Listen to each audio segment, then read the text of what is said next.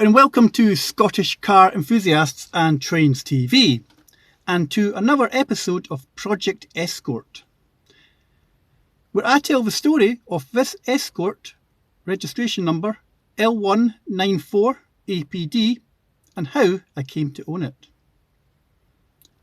So, let's take a trip back to 1994, and on the 7th of July. I was 11 years old, and All For One was number 1 in the UK charts with I Swear. And somewhere in the Guildford area, someone was driving off the forecourt in a Navara Red Escort LX turbo diesel.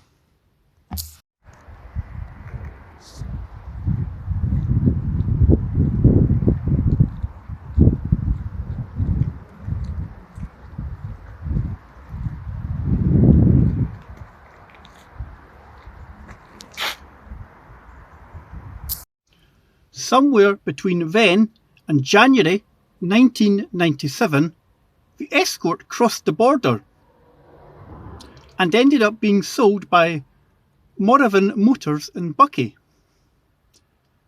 The garage still exists. It's probably sold via the Ford Direct scheme. We can trace that part as it wears the dealer sticker, dealer badge and the tax disc holder, and of course the Ford Direct sticker.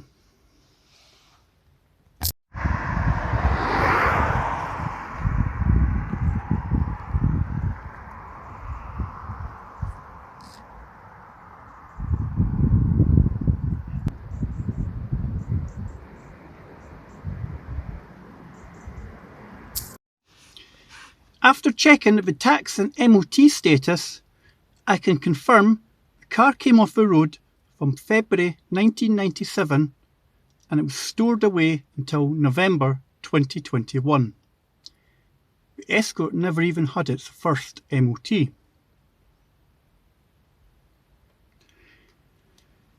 November 2021, and the Escort was found and travelled again to Stornoway and the Isle of Lewis.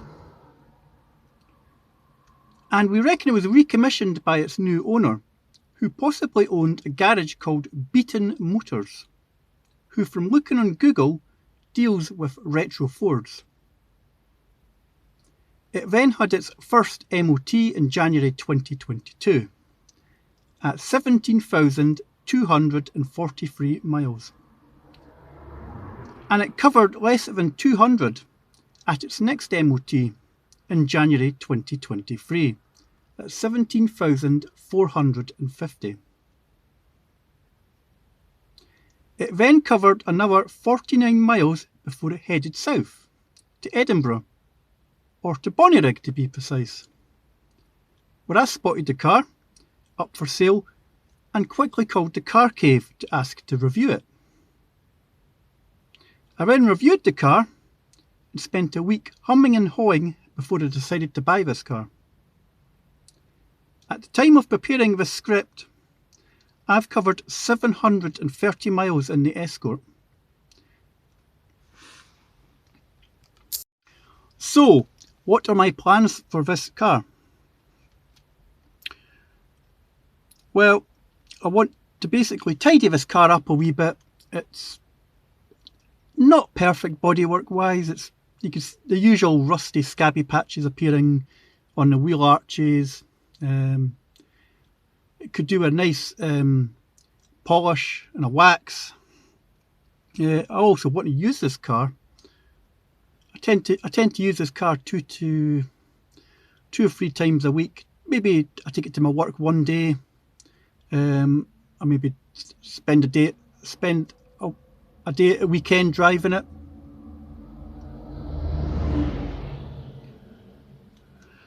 And also plan to show this car as well. I've already got this, you'll see this car if you're a regular to Shite in the Park. It'll probably be a regular at Shite in the Park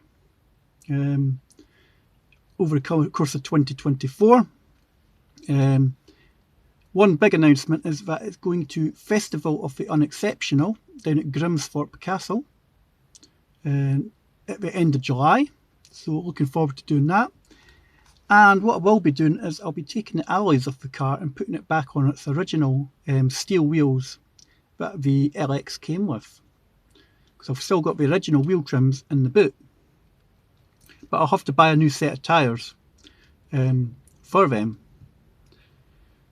So that's my sort of plans that I'd like to do for next year. Take it to a few shows, take it to Festival of the Unexceptional. I also want to do a road trip in this car, 2 road trips in this car actually. One to Birmingham to the Practical Classics and Restoration Show. And another plan I've got in my head is to take it back to Buckie, to Morrivan Motors, to where it started its Scottish journey. I think it'd be quite nice just to do that, take it up there and see if they remember the car. Aside from that, is just go out and drive it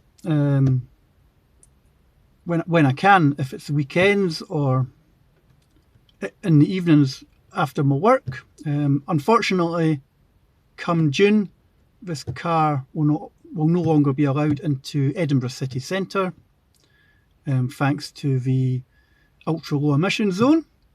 So currently, as I said, I'm taking the car 1 day a week to work, but I'm sure we can also maybe do a little video in the pipeline of taking one last drive through Edinburgh city centre in this car before the ULEZ zone starts.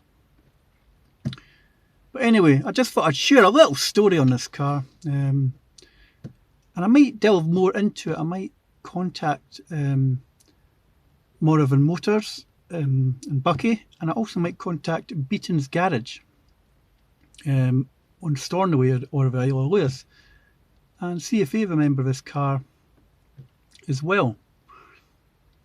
But for the moment, don't forget to like and subscribe at Scottish Car Enthusiasts and Trains TV, and I'll catch you in a future episode. Farewell.